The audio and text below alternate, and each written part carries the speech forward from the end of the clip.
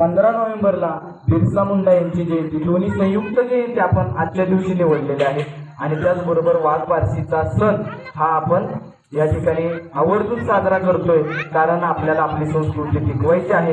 ही संस्कृती जर टिकली नाही तर तुमचं आमचं इथून पुढचं भविष्य फार अंधारात जाणार आहे. म्हणून हा लढा हा तुमच्या आमच्यासाठी फार कळकळीनं आणि फार गांभीर्यानं हे आपल्याला समजून घ्यायचं आहे. म्हणून तुम्ही एकच तुमच्याकडून अपेक्षा करतोय, इथं जमलेल्या सर्व बांधवांनी, माझ्या माता भगिनींनी हा कार्यक्रम जे काय मी बोलणार आहे ते फार काळजीपूर्वक ऐकून घ्या. मी असं म्हणणार नाही का तुम्ही माझ्यावर विश्वासच ठेवा, पण तुम्ही आज जे बोलणार आहे त्याच्यावर जरूर विचार करायचा आहे. कारण विचार करायची वेळ आज आपल्यावर आलेली आहे. फक्त विचार करून चालणार नाही, तर आपल्याला याच्यावरती आचरण सुद्धा करायचंय हे तुम्ही आम्ही समजून घेतलं पाहिजे. का याची वेळ का आज आपल्यावर आलेली आहे हे फार समजून घेणं फार महत्वाचं आहे. एक लक्षात ठेवा, जागतिक कीर्तीचे, तुम्हाला मी पाठीमागं पण सांगितलं होतं की जागतिक कीर्तीचे तुम्ही आम्ही त्यांना मानत नाही तो भाग सोडा, आम्ही त्यांना वाचलं म्हणून त्यांना मानायला लागलो. तिथे डॉक्टर बाबासाहेब आंबेडकर त्यांचा पुतळा अमेरिकेच्या युनिव्हर्सिटीमध्ये, कोलंबिया युनिव्हर्सिटी, जगातली सगळ्यात टॉपची सर्वात एक नंबर असलेली जी युनिव्हर्सिटी आहे त्या युनिव्हर्सिटीमध्ये, कोलंबिया युनिव्हर्सिटी, तर त्या युनिव्हर्सिटीमध्ये डॉक्टर बाबासाहेब आंबेडकरांचा पुतळा उभा केलेला आहे. आणि त्या पुतळ्याखाली लिहिलेले नॉलेज ऑफ सिम्बॉल, म्हणजे ज्ञानाचं चिन्ह. ते डॉक्टर बाबासाहेब आंबेडकर आपल्याला काय सांगते नीट समजून घ्या, की जो समाज आपला इतिहास विसरतो तो कधीही इतिहास घडू शकत नाही, आणि जो समाज आपला इतिहास जाणतो तो इतिहास घडवल्याशिवाय राहत नाही. म्हणून लक्षात घ्या की आपला इतिहास आपण समजून घेणं गरजेचं आहे, नाहीतर भविष्यामध्ये आपल्याला आपल्या मुलाबाळांना आपला इतिहास काय होता हे सांगता सुद्धा येणार नाही. म्हणून फार गरजेचं ही गोष्ट होऊन बसलेली की आपल्याला आपला इतिहास समजून घ्यायचा आहे. जर आपल्याला इतिहास समजला नाही तर आपल्या इथून पुढच्या पिढ्या या अंधकारामध्ये जाणार आहेत. तर ह्या लहान मुलांना जरा माझी विनंती, तिथंच असलेले नुसतं त्यांना फक्त बोलून देऊ नका, बाकीच्यांना ऐकायचं.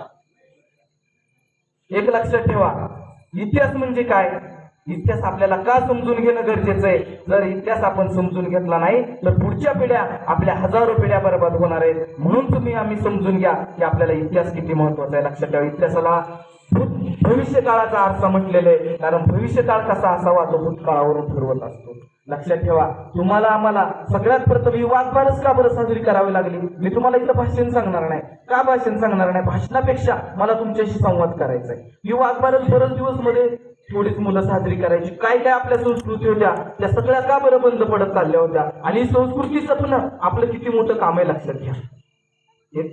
फार जबाबदारीनं मी बोलतोय, कारण तुम्ही आम्ही जे इथं बसलेला आहात, मी इथं बोलतोय, मी ज्या आदिवासी समाजातून आज इथं उभा राहिलोय, एक लक्षात घ्या, मी ये म्हणून माझा समाज नाही तर समाज आहे म्हणून मी ये. जर कदाचित माझा समाजच नसता तर आज मी इथं नसतो.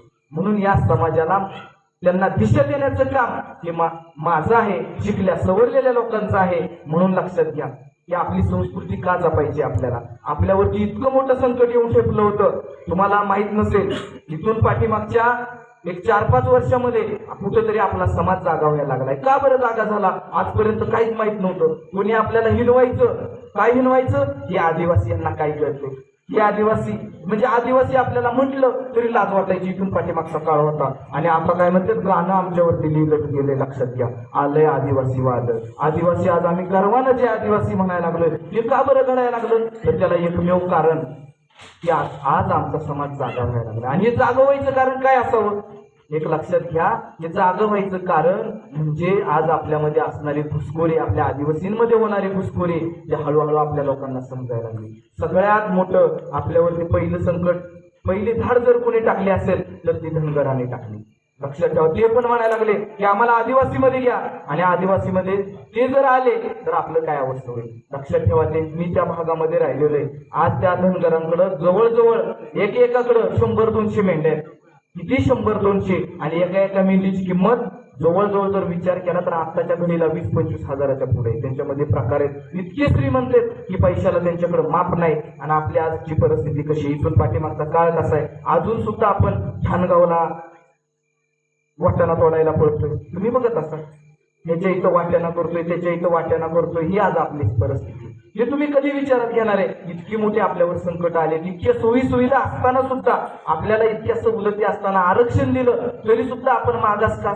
आणि आता तर एक लक्षात घ्या की आपण आदिवासी आहेत, हेच आपला आदिवासी पण संपून टाकायचे. आजपर्यंत आपल्याला आदिवासी म्हणून हिनवलं आणि आता इतर जातीतले लोक आपल्यात घुसायला लागलेत आणि म्हणायला लागलेत आम्ही आदिवासी आहेत. पानभरी कोळी त्यांनी तर सगळा हाहाकार माजवला. लक्षात ठेवा, शासनाचा आकडा आहे, आपल्या डॉक्टर साहेबांना माहित असेल, कृष्ण साहेबांना माहित असेल. विचार करा, 1,00,000 लोक आपल्यात घुसल्यात. साहेब बरोबर ना? 1,00,000पेक्षा जास्त आहेत, म्हणजे 1,00,000पेक्षा जास्त घुसलेत. लक्षात घ्या, जर हे बोगस आदिवासींना जर आपण हटवलं नाही तर आपल्याला विचार करा, त्यांनी आपल्या ज्या आरक्षणाच्या जागा बळकवल्यात, आपली मुलं कुठं असणार आहेत? एक काळ होता की नोकरीला लागण्यासाठी आपल्या आदिवासी मुलं भेटत नव्हते आणि आज परिस्थिती किती बदलून गेली बघा. त्यांची इतकं घुसखोरीचं मोठ्या प्रमाणात चाललंय आणि आपण अजून झोपलेले. का बरं झोपलेले? अजून दुसरं एक मोठी संकट म्हणजे की आता शासनानं नवीन वन हक्क कायदा पारित केलाय आणि त्या कायद्यानुसार तर आपली इतकी भयंकर अवस्था होणार आहे की आपल्याला जंगलात जायचं तर लांबच, जंगलाच्या आसपास सुद्धा फिरकून दिलं जाणार नाही. एक लक्षात घ्या, या जंगलाच्या आजूबाजूनं मिलिटरी आणून बसवणार आहेत, मिलिटरी त्या कायद्यानुसार. आणि मिलिटरी त्यांना कुणालाही गोळ्या घालण्याचा अधिकार आहे. आम्ही साधं लाकडं आणायला जरी गेलो, आपलं शेळी बकरू जरी गेलं आणि त्या मिलिटरीवाल्यांनी जर बघितलं तर त्या गोळ्या घालतील ना. त्यांच्यावरती एफ आय आर दाखल करता येणार का ना, त्यांना कुठलाही जाब विचारता येणार. इतकी भयंकर परिस्थिती आज आपल्यावर आलेली. इतकं मोठं संकट आपल्यावर आलेलं आहे. आणि त्याच्याही पलीकडचं आपलं जागा होण्याचं कारण काय?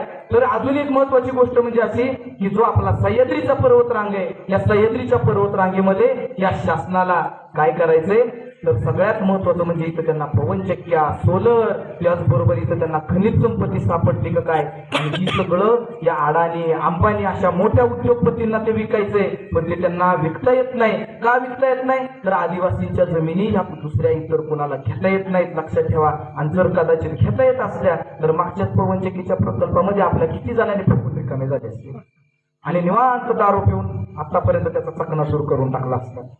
लक्षात ठेवा, अगोदरच आपल्याकडे जमिनी तोकड्या आणि त्याच्यामध्ये जर ही संकट आज आपल्यावर आले आणि ह्या जमिनी आपल्याला विकता येत नाहीत म्हणून हे त्यांनी नवीन कायदे करायचं चालवले. आणि दुसरं महत्वाचं म्हणजे की तुम्हाला आवर्जून आपल्याकडे सुद्धा, आपल्या गावात सुद्धा RSS नावाची संघटना सक्रिय झालेली आणि ती जाणून बुजून आपल्या आदिवासींमध्ये पसरावायला लागले की आदिवासी यांना म्हणू नका, यांना वनवासी म्हणा. काय म्हणा यांना?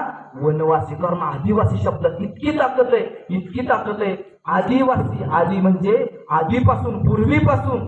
वासी, वासी या शब्दाचा अर्थ होतो इथं वास करणारा, इथं राहणारा. अगदी जेव्हा माकडापासून माणसाची निर्मिती झाली तेव्हापासून, अगदी प्राचीन काळापासून आपण ह्या भूमीवर राहिलेलो आहे, आधीपासून. म्हणून हा शब्द